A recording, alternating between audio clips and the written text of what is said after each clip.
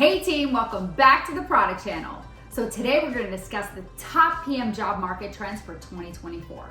So whether you're an aspiring product manager or you're currently in the job market or you're employed, it doesn't matter. Hopefully these career trends will help you navigate your career trajectory. So let's get started. So trend number one is, no surprise here, artificial intelligence and machine learning, also known as AI/ML. This has actually been around the product management space for a while. It's been integrated to many products, so the process of product management is obviously going to be accelerated. So there are a few things that has happened during this process. One of them is being able to kind of have a better seamless experience with your repetitive time-consuming tasks that really don't drive value. For example, maybe you need to write an email or write a ticket in Jira or maybe a PRD document. In addition, there's a lot of automation. So you're automating a lot of your routine tasks, maybe even your data-driven tasks. So think about how AI can generate those ideation sessions from a product manager's point of view. So not every product manager has the privilege of having a team. And product managers are really starting to leverage AI to generate those brainstorming sessions and those product strategy sessions. And in addition to all of that, as a product manager, you have to constantly be consuming large amounts of information. And this is very time consuming. And with AI, you can take a lengthy document and be able to summarize it. Product managers are expected to leverage AI for market research, customer analytics, product road mapping, and even performance data. So as a product manager, really understanding machine learning and AI and being able to really use it to your advantage to make your life more simplistic, more efficient, and make the product ultimately better for the customers is something that's trending, and it actually makes sense. And it's been, I guess you could say, in the market for a while, but now it's really starting to trend in 2024. Then you have trend number two, which is product-led growth.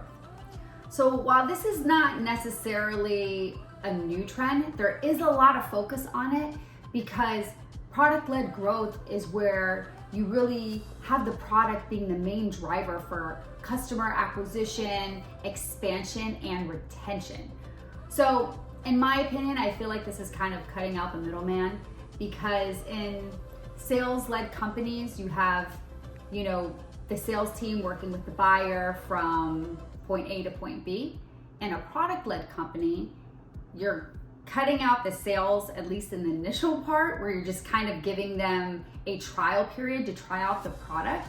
And if they like it, usually it's a no-brainer that they're going to move forward.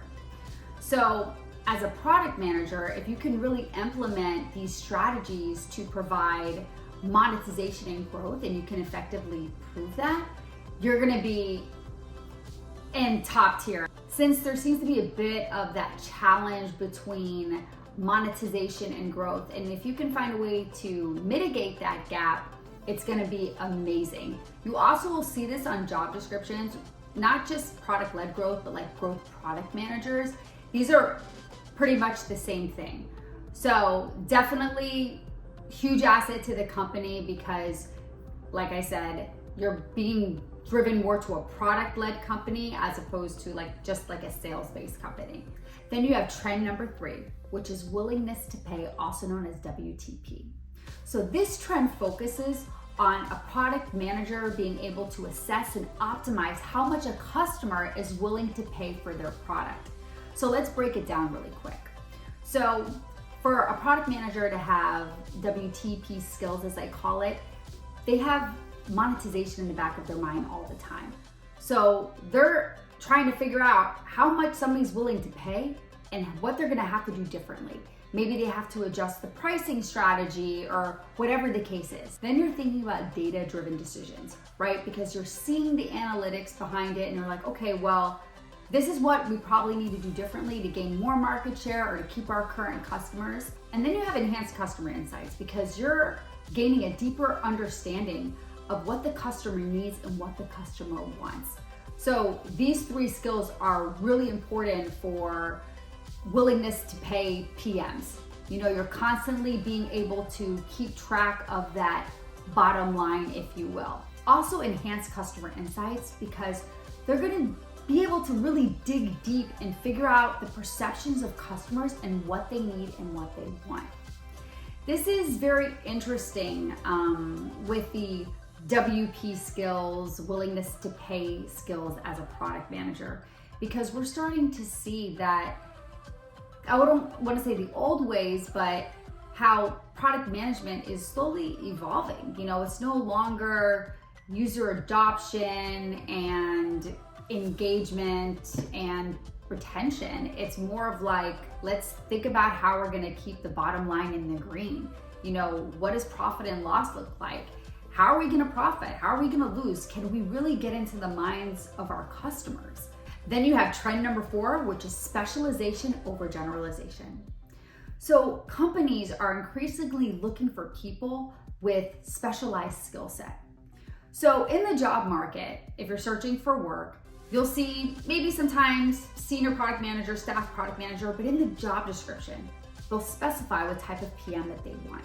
Even if they don't specify it specifically, you're gonna see in the responsibilities and what they're looking for, what type of PM they want. Now, you're gonna start slowly seeing, if you haven't already, AI PMs, API PMs, consumer PMs. In 2023, Brian Chesky decided that he was going to make a public announcement that he was going to consolidate product marketing and product managers. And I think this was a significant shift in the labor market, saying, hey, PMs are going to need to start expanding their skill set and become more specialized. So back in 2010s, if you were a specialist, you could demand a higher salary. It was like the popular thing.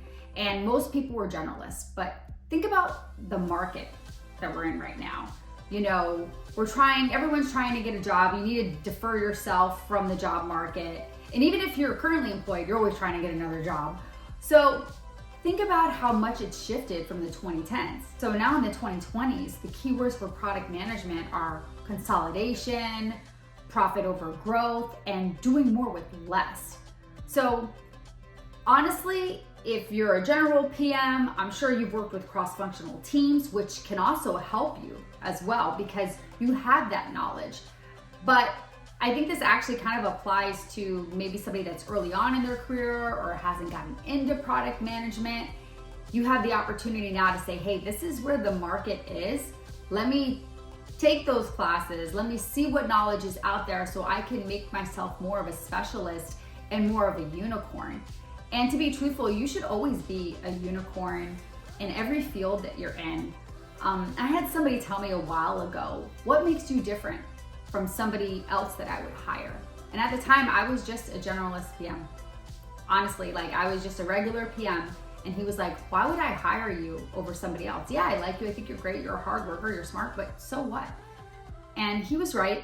So I ended up becoming, Agile Scrum Master certified. I could Scrum Master, Agile coaching, product coaching.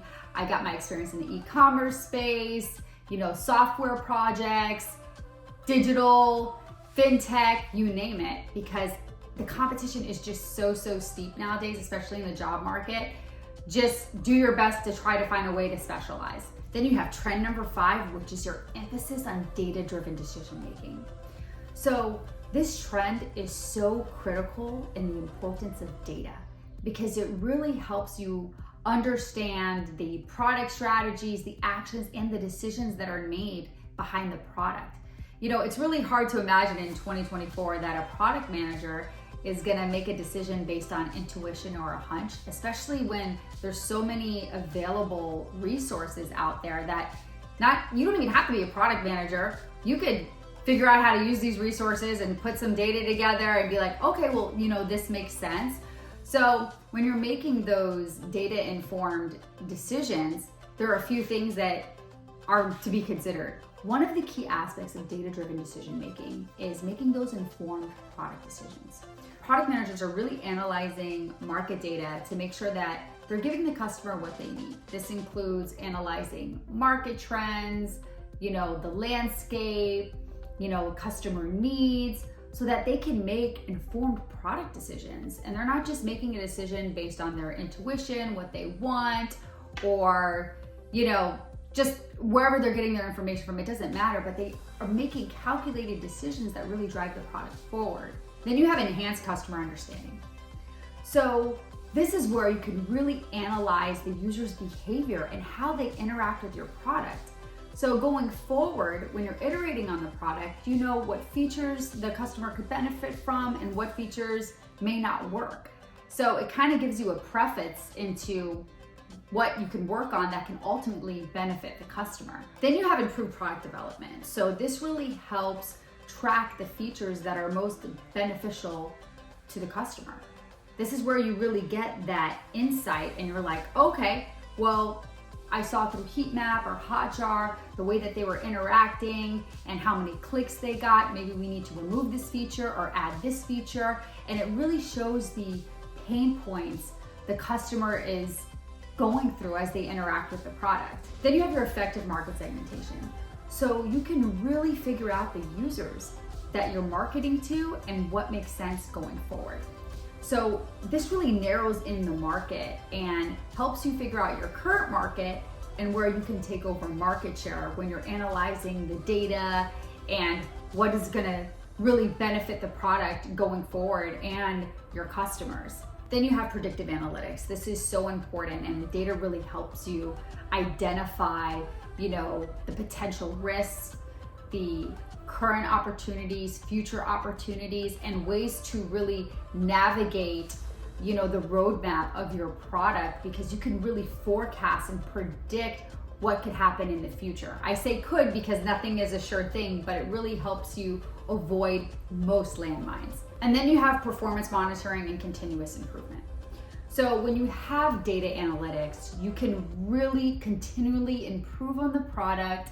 You can get continuous feedback on it, figure out where the metrics are. If you need to adjust your metrics, you need to adjust your goals and your KPIs.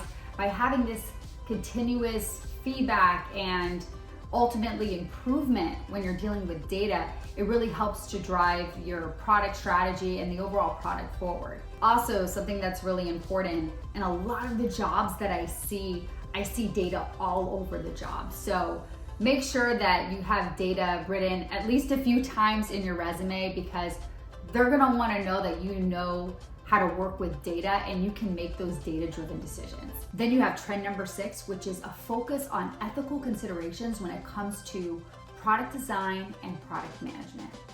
So in 2024, as a product manager, you're gonna have to navigate a landscape of AI, security, transparency, inclusivity, and many other things. But companies are looking for product managers that can really implement strategies in place that could help navigate this in the future, especially considering we're living in a digital age. And times have changed, it's just the way that it goes. And we need to start really thinking about things, like AI, ML, algorithms, cultural sensitivities, also socially and economically, how this can affect the products, going forward. And there's just so many things to think about. So it's almost like you need to have your sensitivity chip. Product manager, I think it's really important to be, empathetic.